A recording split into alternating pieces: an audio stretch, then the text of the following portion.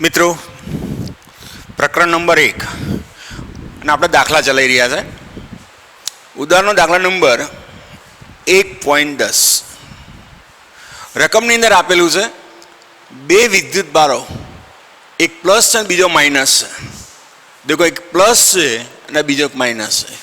એકબીજાથી 5 મિલીમીટર અંતર આવેલા છે. તો આ બે વચ્ચેનું અંતર એ 5 મિલીમીટર છે.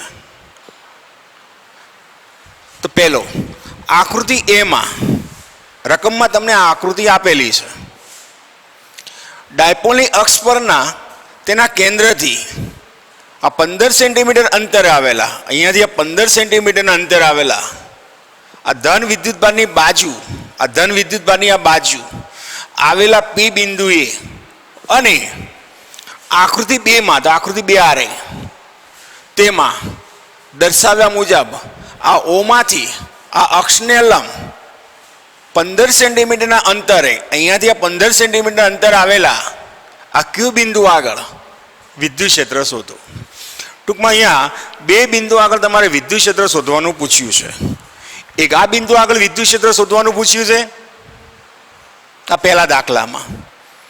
બીજો દાખલો તમને એક અહીંયા વિદ્યુત ક્ષેત્ર શોધવાનું પૂછ્યું છે. હવે અહીંયા દોસ્તો દેખજો, પુસ્તકની અંદર આ દાખલો અને હું અહીંયા ગણાવું છું તે દાખલો, બંનેની રીત અલગ છે. કન્સેપ્ટ એક જ છે, રીત અલગ છે. હું સરળ રીતે દાખલો ગણાવું છું, પુસ્તકની રીતથી આ દાખલો ગણાવતો નથી. તો એક ડાયપોલ બની ગયો, આ ડાયપોલ થઈ ગયો, માઇનસ છે ને આ પ્લસ છે. તો સૌ પ્રથમ આની વિગતને હું અહીંયા અલગ લખી દઉં છું. આ વિગતને હું અલગ લખી દઉં છું. આ વિદ્યુતભારનું મૂલ્ય આપેલું છે વીજભાર ક્યુ બરાબર, આ ક્યુ બરાબર 10 માઇક્રોકુલમ. માઇક્રોકુલમને કુલમમાં લઈ જાઓ, 10⁻6 કુલમ. પેલા વિગત હું અલગ પાડી દઉં છું. આ બે વચ્ચેનું અંતર દેખો આ રહ્યું, આ 2a બરાબર 5 મિલીમીટર, એને ડાયરેક્ટ મીટરમાં લઈ જાઓ, 5 × 10⁻3 મીટર ડાયરેક્ટ લખી દીધું. માટે એ બરાબર આના અડધા થાય, અડધા બરાબર 2.5 × 10⁻3 મીટર. 2a બરાબર આ છે. ડાયપોલની અંદર આપણે જાણીએ છીએ બે વિદ્યુતભાર વચ્ચેનું અંતર એ તમારું 2a કહેવાય. કેન્દ્રથી 15 સેન્ટીમીટરના અંતરે, ચલો r બરાબર 15 સેન્ટીમીટર, સેન્ટીમીટરમાંથી મીટરમાં જાઓ, × 10⁻2 મીટર. આ વિદ્યુત ક્ષેત્ર શોધવાનું પૂછ્યું છે, આવું પૂછ્યું છે. તો અહીંયા શું કરીએ દેખો દોસ્તો, મિત્રો અહીંયા જુઓ, એની પહેલા એક સરળ સમજ આપી દઉં. આ ડાયપોલ હોય, આ ડાયપોલ હોય અને અક્ષ હોય, અહીંયાથી r જેટલા અંતરે આવેલા બિંદુ આગળ અહીંયા વિદ્યુત ક્ષેત્ર. તો અક્ષનું વિદ્યુત ક્ષેત્ર સૂત્ર જાણો છો, E બરાબર 2kp ડિવાઇડેડ બાય r નો ઘન. આ સૂત્ર કેમ વાપર્યું જરાક જુઓ. આ સૂત્ર વાપરવાનું કારણ શું? એકચ્યુઅલી આ સૂત્ર આવું છે, દેખો સૂત્ર આવું હતું, E બરાબર 2kp × p cap divided by r divided by r square minus આ a સ્ક્વેર નો સ્ક્વેર. સૂત્ર આપણું આવું છે. પણ અહીંયા દેખો, આ r કરતા એ ઘણો નાનો છે, r કરતા એ નાનો છે. r એ આ a કરતા ઘણો, સોરી, આ a કરતા આ r ઘણો મોટો છે. ટૂંકમાં એ નાનો છે, r મોટો છે. તો આથી આને અવગણતા, અને આને અવગણશો, દેખો આને અવગણો, અવગણીએ તો આ પદ આવી જશે. અવગણતા તો આ પદ આવી જશે. કેવી રીતે આવશે? તો માટે E બરાબર 2kp × p cap × r divided by આને અવગણશો એટલે આરની 4 ઘાત થઈ જશે. એક આર ગયો ને સદિશ કરતા નથી. સદિશ કાઢો તો પી કેપ એ નીકળી જાય. આ સદિશ કાઢશો તો પી કેપ એ નીકળી જશે. આ સદિશ કાઢશો તો નીકળી જશે. તો સીધું સૂત્ર તમને મળી જશે. અને પછી પી બરાબર, અહીંયા પી તો આપેલો છે નહીં, પરંતુ પી બરાબર ક્યુ ઇન્ટુ 2a વાળું સૂત્ર વાપરીશું અહીંયા, સાદુરૂપ આપીશું એટલે આપણો જવાબ આવી જશે. તો સૌ પ્રથમ ડાયપોલની અક્ષ ઉપર, ચાલો ડાયપોલની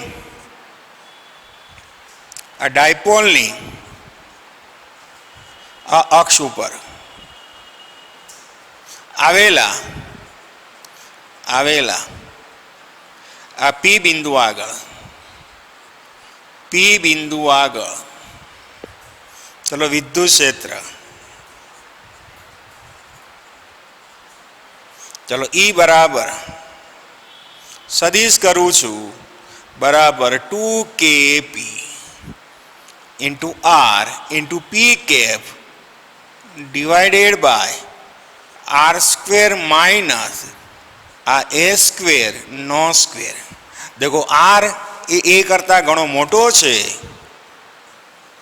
આર ખૂબ જ મોટો છે એ કરતાં, માટે આને અવગણતા. માટે ઈ બરાબર 2kp into R into P cap divided by આને અવગણશો એટલે આરની 4 ઘાત આવશે બરાબર 2kp into R into P cap divided by આરની 4 ઘાત. એક આર ગયો માટે ઈ બરાબર 2kp into P cap divided by આરની 3 ઘાત. પરંતુ પી બરાબર ક્યુ ઇન્ટુ 2a છે. 2a એટલે બે વિદ્યુતભારો વચ્ચેનું અંતર. માટે ઈ બરાબર 2k, પીની જગ્યા લખાય ક્યુ ઇન્ટુ 2a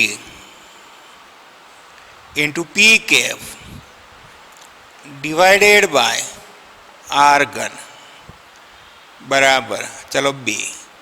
કેની કિંમત જાણો છો 9 ગુણ્યા 10⁹. ક્યુ બરાબર આનું મૂલ્ય આપેલું છે, દેખો આ રહ્યું. કોઈ પણ ધન વિદ્યુતભારનું મૂલ્ય લેવું પડે 10 ગુણાકારમાં 10⁻6. 2a બરાબર દેખો બે વચ્ચેનું અંતર આ રહ્યું. 2a બરાબર 5 ગુણાકારમાં 10⁻3. 2a ની કિંમત મૂકી છે, આખી 2a ની કિંમત અહીંયા મૂકી દીધી. ઇન્ટુ પી કેપ સદિશ કરું તો p cap divided by r બરાબર 15 આપેલા છે, 15 ગુણાકારમાં 10⁻2 નો સ્ક્વેર. હવે આનું સાદુરૂપ આપીએ તો કે સાદુરૂપ આપીએ તો સાદુરૂપ આપીશું તો આનો જવાબ આવશે 2.7 ગુણાકારમાં 10⁵. વિદ્યુત ક્ષેત્રનો એકમ પી કેપ અને વિદ્યુત ક્ષેત્રનો એકમ ન્યૂટન પ્રતિ કુલમ. આટલો જવાબ આવશે, જે આપણો માગેલો જવાબ હશે. તો મિત્રો અહીંયા જુઓ, સાદુરૂપ આપવાની અંદર પ્રેક્ટિસ થોડી કરશો તો સાદુરૂપ પણ આવી જશે. ઘાતો જશે 6 અને 3 9. આ 9 લઈ લેશે તો વધશે શું 9 દુ 18 ગુણાકારમાં 10 ગુણાકારમાં 5 ભાગાકારમાં 15નો સ્ક્વેર. 15નો આ ઘન છે તો 15નો ઘન ગુણ્યા 10⁻3. સાદુરૂપ આપશો તો તમારો જવાબ આવી જશે. તો અહીંયા સાદુરૂપ આપવામાં આપણે હવે સેલ્ફ પ્રેક્ટિસ કરીશું. દર વખતે સાદુરૂપ આપીને આપણો ટાઈમ બગાડીશું નહીં, કે આ તો તમને ખબર પડવી જ જોઈએ, જે ફિઝિક્સનો એક ભાગ ગણી શકાય. હવે આપણે અક્ષની વાત કરી એમ વિષુવૃત્તની વાત કરીએ. જેમ અક્ષની વાત કરી એમ વિષુવૃત્તની. અહીંયાથી 15 સેન્ટીમીટરના અંતરે, એ જ રીતે હવે અહીંયાથી 15 સેન્ટીમીટરના અંતરે વિદ્યુત ક્ષેત્ર કેટલું હશે? તો મિત્રો અહીંયા જુઓ, આના માટે એક તમને મેં હિન્ટ આપેલી હતી. જ્યારે ડાયપોલની અક્ષ અને ડાયપોલની વિષુવત રેખા ઉપર વિદ્યુત ક્ષેત્ર શોધવા માટેના સૂત્રો જ્યારે આપણે મેળવ્યા હતા ત્યારે તમને એના વિશેના મુદ્દાઓ લખાવ્યા હતા, અને મુદ્દાઓ આ રીતે હતા. ડાયપોલના આ મધ્ય બિંદુથી આ સરખા અંતરે આવેલા, દેખો આ 15 છે અને આ 15 છે, સરખા અંતરે આવેલા અક્ષ અને વિષુવત માટે અક્ષ પર મળતું વિદ્યુત ક્ષેત્ર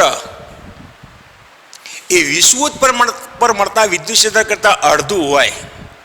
એનો મતલબ એ થયો આપણો જવાબ અત્યારે આ આવ્યો. તો હવે જ્યારે અહીંયા વિદ્યુત ક્ષેત્ર શોધવાનું હોય તો આના કરતાં એ જવાબ અડધો આવશે. ટૂંકમાં 1.33 × 10⁵ જવાબ આપણો આવવો જોઈએ. આપણે આ રીતે સમજાવ્યું હતું. તો હવે દેખો બીજો દાખલો અહીંયા ચાલુ થયો. હવે ડાયપોલની વિષુવત રેખા ઉપર આ વિષુવવૃત્ત રેખા ઉપર આવેલા, ચલો ક્યુ બિંદુ આગળ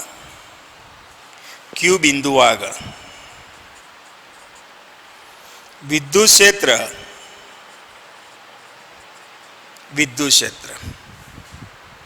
ડાયરેક્ટ સૂત્ર લખું છું, E બરાબર KP / r3. આ સૂત્ર તમે ડાયરેક્ટ લખી શકો જ્યાં r ખૂબ જ મોટો છે એ કરતા, એટલે આ ડાયરેક્ટ સૂત્ર તમે વાપરી શકો છો. પરંતુ P બરાબર Q × 2a છે, મારે E બરાબર K, P ની જગ્યાએ લખાય Q × 2a divided by r3. K ની કિંમત જાણો છો 9 × 10⁹. Q ની કિંમત જાણો છો 10 × 10⁻6. 2a ને બરાબર બે વચ્ચેનું અંતર જાણો છો 5 × 10⁻3 ડિવાઇડેડ બાય r બરાબર 15 સેન્ટીમીટર, 15 × 10⁻2 નો ઘન. દેખો આના કરતાં અડધો જવાબ આવશે. આ સૂત્ર અને આ સૂત્ર એક જ છે. દેખી લો, આ જે સૂત્ર છે અહીંયા 2 આવે છે, અહીંયા 2 આવતા નથી. આના કરતાં અડધો જવાબ આવશે. સાદુરૂપ આપીશું બરાબર 1.33 × 10⁵ ન્યૂટન પ્રતિ કુલમ. આ વિદ્યુત ક્ષેત્ર. હવે દિશાની વાત કરીએ. આ વિદ્યુત ક્ષેત્ર તમને મળ્યું. હવે આ ડાયપોલને કારણે આ બિંદુ આગળનું વિદ્યુત ક્ષેત્ર અને આ બિંદુ આગળનું વિદ્યુત ક્ષેત્રની દિશા કઈ હશે તેની વાત કરીએ છીએ. દેખો વિદ્યુત ક્ષેત્ર દિશા હંમેશા ધનમાંથી પસાર થઈ ઋણમાં દાખલ થાય. વિદ્યુત ક્ષેત્ર ડાયપોલનું દેખો આ ધનમાંથી નીકળી અને ઋણમાં દાખલ થાય. તો ડાયપોલનું વિદ્યુત ક્ષેત્ર દેખો આ એની અક્ષ હતી, આ એની આ અક્ષ છે, આ આપણું P બિંદુ છે. તો આનું વિદ્યુત ક્ષેત્ર દેખો ધનમાંથી નીકળી, આ ધન રેખા ધનમાંથી નીકળી ને ઋણમાં દાખલ થાય. આ રીતે હોય. તો અહીંયા વિદ્યુત ક્ષેત્ર દેખો આમ આવે, એ આમ આવે, બી થી એ તરફ આવે, બી થી એ તરફ આવે. તો ડાયપોલની વિષુવત રેખા પર, આ વિષુવત રેખા ઉપર અહીંયા જે વિદ્યુત ક્ષેત્ર મળ્યું એ આમ મળ્યું, આ રીતે મળે. અને આ જે વિદ્યુત ક્ષેત્ર આ ક્યુ બિંદુ આગળ મળતું હોવાથી, આ વિદ્યુત ક્ષેત્ર આ ક્યુ આગળ મળતું હોવાથી આને અહીંયા ક્યુ નામ આપી દો, આ ક્યુ નામ આપી દો. તો અહીંયા વિદ્યુત ક્ષેત્ર એ તમને આમ મળે, અને અહીંયા વિદ્યુત ક્ષેત્ર પી આગળ વિદ્યુત ક્ષેત્ર એ તમને આમ મળે, એ આમ મળે. અથવા આના પરથી કહીએ દેખો પી કેપની દિશામાં હોય, આ પી કેપની દિશા, ડાયપોલ મોમેન્ટની દિશા ઋણથી ધન હોય. દેખો ડાયપોલ મોમેન્ટની દિશા આમ છે, એ આમ છે. ડાયપોલ મોમેન્ટની દિશા આમ, જે આ રહ્યું. અને વિશુદ્ધ આગળ વિદ્યુત ક્ષેત્રની દિશા એ ડાયપોલ મોમેન્ટની વિરુદ્ધ દિશામાં હોય. તો ડાયપોલ મોમેન્ટ દેખો આમ છે, એ આમ આવે. તો અહીંયા વિદ્યુત ક્ષેત્રની દિશા એ ડાયપોલ મોમેન્ટની વિરુદ્ધ દિશામાં છે, અને અહીંયા માઇનસ એટલે સમીકરણમાં આવે છે, જે વિરુદ્ધ દિશામાં હોય. જો દિશા પૂછી હોય તો, બાકી કોઈ જરૂર નથી. તો મિત્રો આ દાખલો તમે જોશો ને ધ્યાનથી, તો પુસ્તકની રીતમાં તમે જોશો તો દાખલો વિશાળ સ્વરૂપમાં આપેલો છે અને ઓછી ખબર પડે છે. અને એ જ દાખલો જો આ રીતે ડાયપોલની રીત ધ્યાનમાં રાખીને કામ કરશો ને તો તમને સરળ લાગશે અને સરળતાથી તમે સમજી પણ શકશો, તે માનો છો. મિત્રો અહીંયા દેખો ઉદાહરણનો દાખલા નંબર 1.13. પરમાણુ માટેના એક પ્રારંભિક મોડેલમાં વર્ષો પહેલાં પરમાણુની કલ્પના આવી કરવામાં આવતી હતી. વર્ષો પહેલાં એક આ પરમાણુ છે, રકમમાં આપ્યું છે, આ પરમાણુ છે. પ્રારંભિક મોડેલમાં જેડી વિદ્યુતભાર ધરાવતો ધન વિદ્યુતભારિત, આ ધન વિદ્યુતભારિત આટલા ભાગની અંદર ધન વિદ્યુતભાર આવેલો છે એવું રકમમાં આપ્યું છે.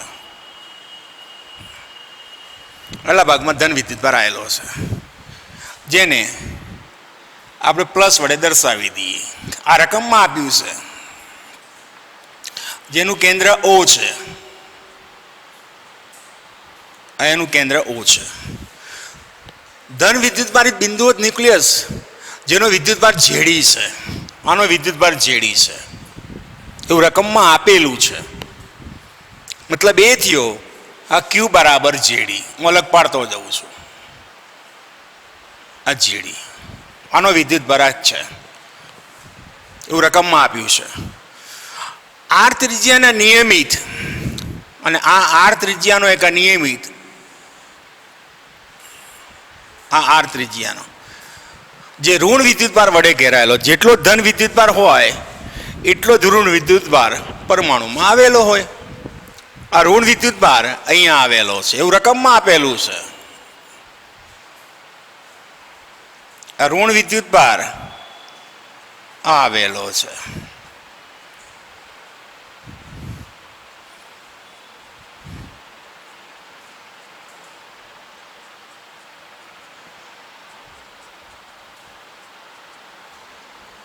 ઋણ વિદ્યુતભાર આવેલો છે. જેટલો ધન હશે એટલો ઋણ હશે, આવું રકમમાં આપ્યું છે.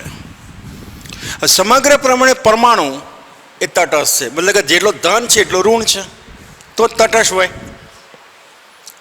તો ન્યુક્લિયસથી આર અંતરે, દેખો આ ન્યુક્લિયસથી આર અંતરે, આ ન્યુક્લિયસથી આ આર જેટલા અંતરે અહીંયા, આ ન્યુક્લિયસથી આર જેટલા અંતરે અહીંયા આર અંતરે વિદ્યુત ક્ષેત્ર શોધવાનું પૂછ્યું છે. તો સૌપ્રથમ વિદ્યુત ક્ષેત્ર શોધવા માટે તો પેલા તો વિદ્યુત ક્ષેત્ર હોય કે રીતે, તો એને વિદ્યુતભાર હોવો જોઈએ. તો વિદ્યુતભાર આટલા ભાગની અંદર વિદ્યુતભાર હોવો જોઈએ. તો આટલા ભાગની વાત કરું છું.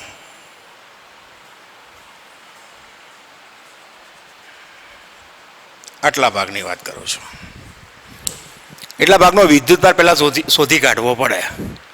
તો પહેલા તો શું કરીએ, આખા ભાગનો વિદ્યુતભાર શોધી કાઢીએ. ચલો આર ત્રિજ્યાના, ધ્યાનથી જોતો દોસ્તો, આ આર ત્રિજ્યાના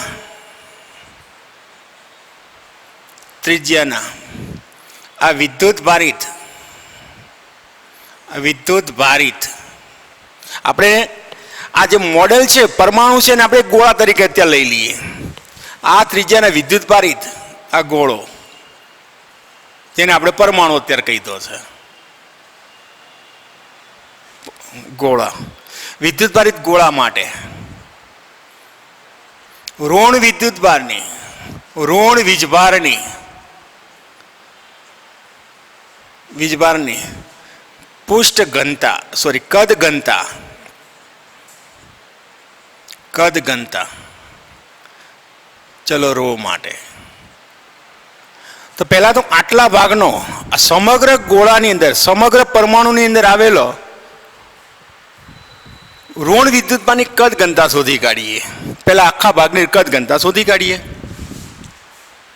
ચલો કદ ઘનતા માટે કદ ઘનતા રો બરાબર વીજભાર ભાગાકારમાં કદ. ચલો આનો વિદ્યુતભાર આપણે ક્યુ કીધો અને ક્યુ બરાબર દેખો જેડી છે. પેલા ક્યુ લખી દઈએ, પણ આ ઋણ છે ભાગાકારમાં જેડ. ને કદ એટલે આનું કદ ગોળો છે એનું કદ 4/3 પાઈ આર ઘન. પણ દેખો ક્યુ બરાબર જેડી. જેટલો ન્યુક્લિયસનો વિદ્યુતભાર હોય એટલો જ ઋણ વિદ્યુતભાર હોય પરમાણુમાં. માટે રો બરાબર માઇનસ જેડી ડિવાઇડેડ બાય 4/3 પાઈ આર ઘન. હવે આપણે શું કરીએ દેખો દોસ્તો, મારે અહીંયા વિદ્યુત ક્ષેત્ર શોધવાનું છે. હવે આટલા ભાગનો વિદ્યુતભાર શોધી કાઢીએ. આ જે ભાગ છે એનો વિદ્યુતભાર શોધવા માંગુ છું. આટલા ભાગનો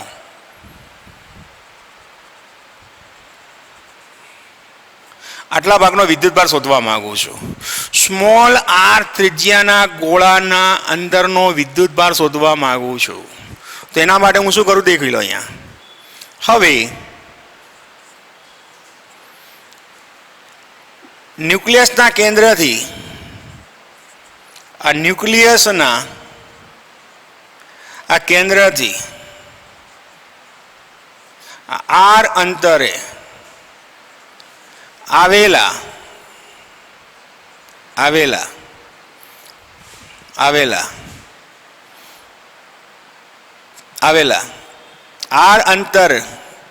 આર અંતર જેટલી ત્રિજ્યા ધરાવતા કાલ્પનિક ગોળા વડે ઘેરાયેલો વીજભાર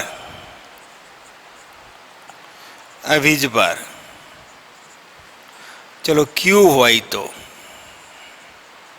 આટલા ભાગમાં ઘેરાયેલો ઋણ વિદ્યુતભાર ક્યુ હોય તો આટલા જ ભાગની વાત ચાલે છે.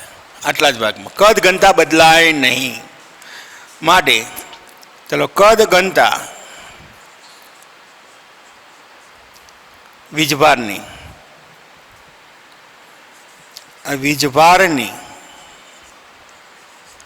કદ ઘનતા રો બરાબર ક્યુ ડિવાઇડેડ બાય આટલા ભાગનું કદ, ને એટલા ભાગનું કદ એટલે 4/3 પાઈ આર નો ઘન. આને સરખાઈ દો. જેમ પાણીની ઘનતા ઓછા પાત્રમાં પાણી ભરેલું હોય કે વધારે પાત્રમાં પાણી ભરેલું હોય, પાણીની ઘનતા તો અચળ જ હોય. એમ આની અંદર આખા ગોળાનો વિદ્યુતભારની કદ ઘનતા લો કે આટલા ભાગમાં રહેલા વિદ્યુતભારની કદ ઘનતા લો, એ વીજભારની કદ ઘનતા તો એ અચળ જ હોય એટલે સરખાવતા. ચલો કદ ઘનતાને સરખાવતા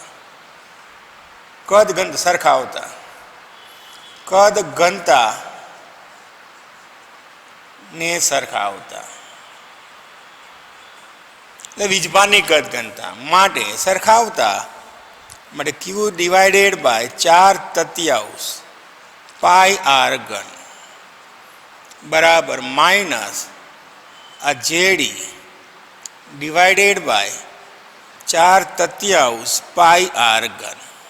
ઉડાડો જેટલું ઉડતું 4/3 પાઈ 4/3 પાઈ ગયા મળે ક્યુ બરાબર -JD આર ઘન ડિવાઇડેડ બાય આર ઘન. તો મિત્રો અહીંયા જુઓ, આ જે તમને વિદ્યુતભાર મળ્યો એ આટલા ભાગનો તમને ઋણ વિદ્યુતભાર મળ્યો. ચલો વિદ્યુતભાર તમને મળી ગયો, પણ મિત્રો અહીંયા જુઓ, આટલા ભાગનો તમને ઋણ વિદ્યુતભાર મળ્યો. મારે તો આટલા ભાગનો ચોખ્ખો વિદ્યુતભાર જોઈએ, ચોખ્ખો નેટ વિદ્યુતભાર જોઈએ. અહીંયા ધન વિદ્યુતભાર છે, તો આ ઋણ વિદ્યુતભાર છે, આ ધન વિદ્યુતભાર. તો ચોખ્ખો વિદ્યુતભાર કેટલો? તો આટલા ભાગનો ચોખ્ખો વિદ્યુતભાર જોઈએ. આ વિદ્યુતભાર તમને એ ઋણ મળ્યો છે. તો આટલા ભાગનો ચોખ્ખો વિદ્યુતભાર મેળવવા માટે હવે આ આર ત્રિજ્યાના આ કાલ્પનિક ગોળા વડે આ ઘેરાયેલો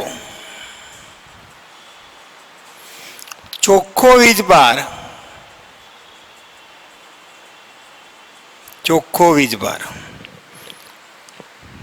બરાબર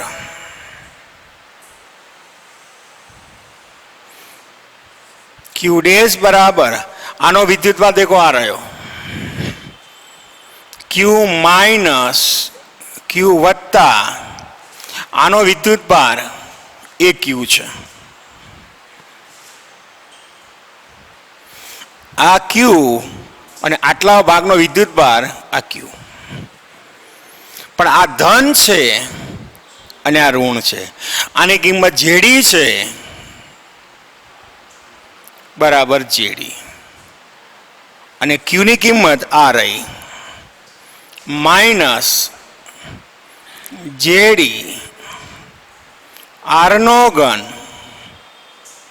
ડિવાઇડેડ બાય આરનો ઘન.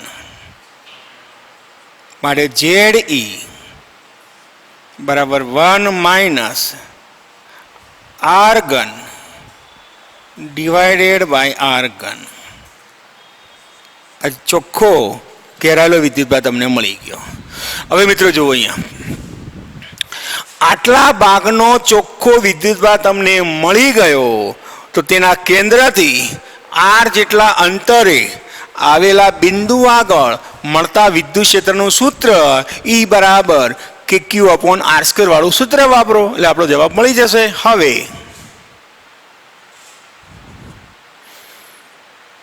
આ ક્યુડેશ વીજભારને લીધે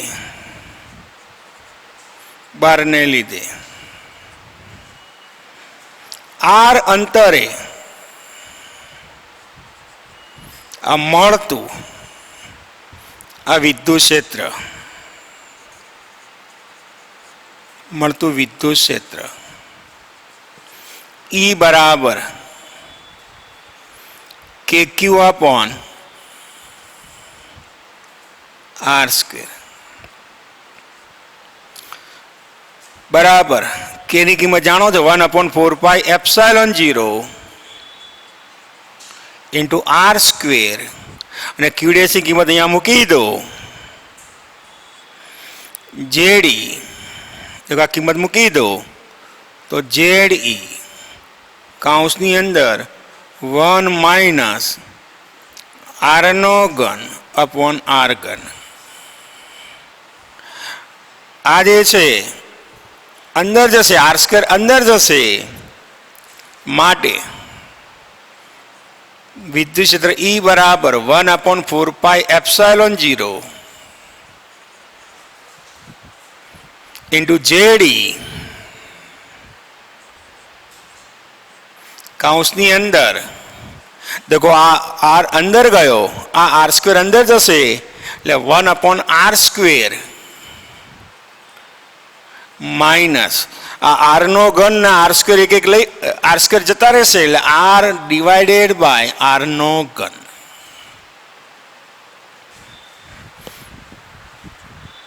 તો આપેલા આ પ્રકારના પરમાણુ ધરાવતા આ વિદ્યુત ભારિત આ પ્રકારનો વિદ્યુતભાર ધરાવતો પરમાણુ છે એના કેન્દ્રથી આ આર જેટલા અંતરે આવેલા આ પી બિંદુ આગળ તમને વિદ્યુત ક્ષેત્ર આટલું મળ્યું. હવે શું થાય, બીજો દાખલો પૂછ્યો છે આ પરમાણુની બહારના વિસ્તારમાં, અહીંયા શોધવાનું પૂછ્યું છે. બીજો દાખલો અહીંયા શોધવાનું પૂછ્યું. જો પી બિંદુ અહીંયા આવેલું હોય તો અહીંયા શોધવાનું પૂછ્યું, જેને આપણે આર ડેશ કહીએ. ને આ બિંદુને આપણે અહીંયા એસ નામ આપીએ આ જગ્યાએ. તો આના વડે આ ઘેરાયેલો ચોખ્ખો વિદ્યુતભાર કેટલો થઈ જાય? શૂન્ય. કારણ કે આ ધન છે ને આ ઋણ છે. તો અહીંયા આ એસ વડે, હવે તો બીજો દાખલો અહીંયા પરમાણુ, જેને આપણે ગોળો કહીએ છીએ, પરમાણુ બહારના ભાગ માટે, બહારના ભાગ માટે ચલો વિદ્યુત ક્ષેત્ર માટે પરમાણુનો ચોખ્ખો વીજભાર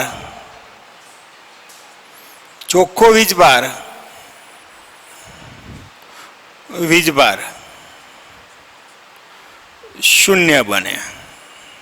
આખો વિદ્યુતભાર શૂન્ય બને. જ્યારે અહીંયા શૂન્ય બનતું હતું નહીં, કે આ ભાગનો ધન હતો અને આટલા ભાગનો ઋણ હતો, આટલો ભાગ બાકી રહી જતો હતો.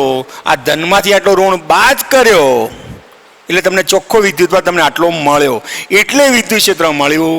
જ્યારે અહીંયા વિદ્યુત ક્ષેત્ર શોધવાનું હોય તો આ ધન એટલા જ મૂલ્યનો ઋણ વિદ્યુતભાર તેની આજુબાજુ હોય, એટલે આખો પરમાણુ તટસ્થ થઈ જાય, એટલે કે વિદ્યુતભાર શૂન્ય બની જાય. અને વિદ્યુતભાર શૂન્ય હોય તો પછી આ એસ બિંદુ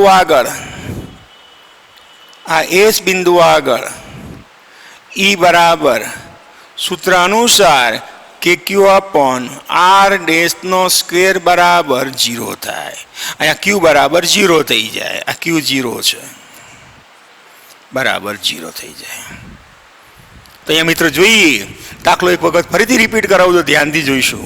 દાખલો શું કહેવા માંગે છે એ સમજાવું છું. એક પરમાણુ છે, આ પ્રકારનો પરમાણુ છે, અને આ જે પરમાણુ છે એને આપણે અહીંયા બતાવ્યો. હું એને અલગ રીતે આકૃતિથી બતાવું છું. હવે આ જે પરમાણુ બતાવ્યો હું ફરીથી એક વખત સમજાવવાનો પ્રયત્ન કરું છું. આ પરમાણુ છે અને આ એનું કેન્દ્ર છે, અને આના પરનો ધન વિદ્યુતભાર છે, અને આ ઋણ વિદ્યુતભાર છે. આ ઋણ વિદ્યુતભાર છે. પહેલા મેં શું કર્યું, આખા પરમાણુનો ઋણ વિદ્યુતભારની કદ ઘનતા શોધી કાઢી. તો ઋણ વિદ્યુતભારની કદ ઘનતા દેખી લો. તો વીજભાર ભાગ્યા કદ. આખા પરમાણુનો ઋણ વિદ્યુતભાર એટલે ક્યુ માઇનસ ક્યુ, અને આનું કદ એટલે 4/3 પાઈ આર ઘન. પરમાણુ એ ગોળો કહેવાય, અને ગોળાનું કદનું સૂત્ર 4/3 પાઈ આર ઘન. પણ ક્યુ બરાબર જેડી, કે જેટલો ધન હોય એટલો જ ઋણ વિદ્યુતભાર હોય, એટલે ક્યુની જગ્યાએ જેડી લખ્યો. હવે હું શું કરું છું, મારે અહીંયા વિદ્યુત ક્ષેત્ર શોધવાનું છે. આ જગ્યાએ મારે વિદ્યુત ક્ષેત્ર શોધવું છે.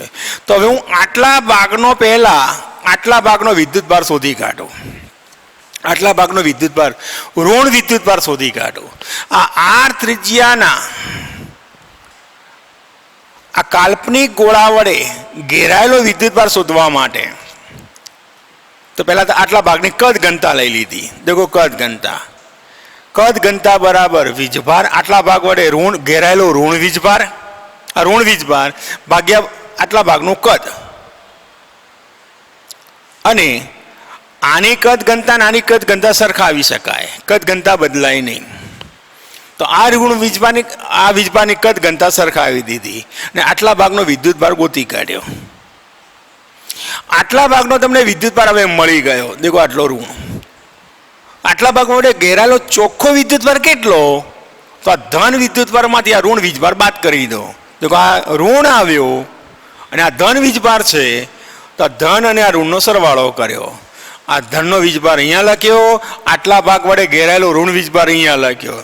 ચાલ ધન બરાબર ઝેડ ક્યુ બરાબર જેડી રકમમાં આપ્યું છે એટલે, અને આનો વિદ્યુતભાર આટલા ભાગનો ઋણ વિદ્યુતભાર અહીંયા લાવ્યા, એ અહીંયા મૂક્યું. જેડી કોમન કાઢ્યા આટલો.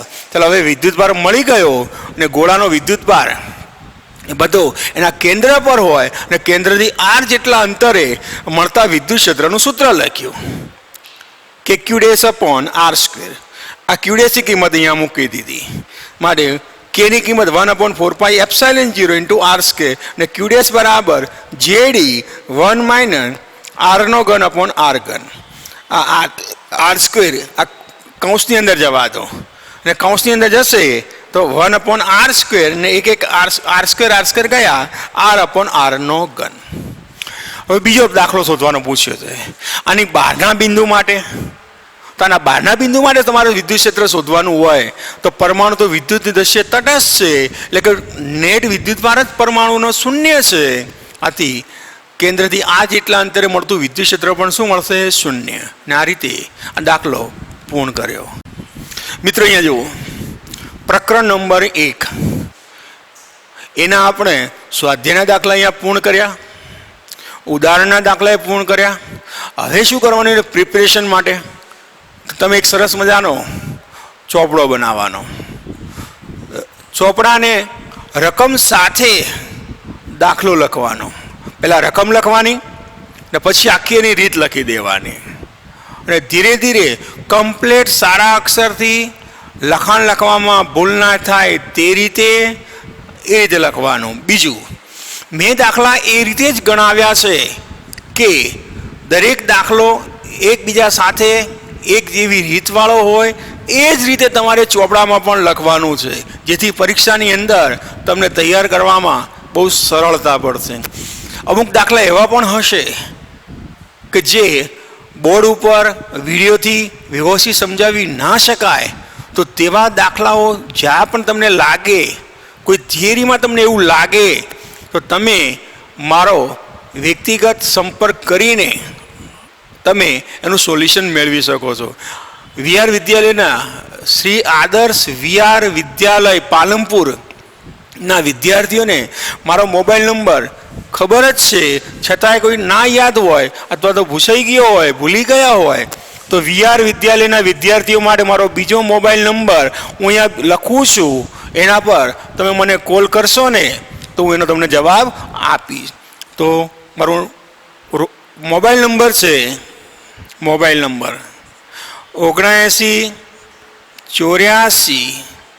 84 39 90. આ મારો નંબર. એના પર શ્રી વીઆર વિદ્યાલય પાલનપુરના વિદ્યાર્થીઓ આ નંબર ઉપર મારો સંપર્ક કરશે. તમને જે દાખલામાં તકલીફ હશે, જે થિયરીમાં કોઈ પ્રોબ્લેમ હશે, એનું સોલ્યુશન લાવવા માટેનો હું પ્રયત્ન કરીશ. Best of luck.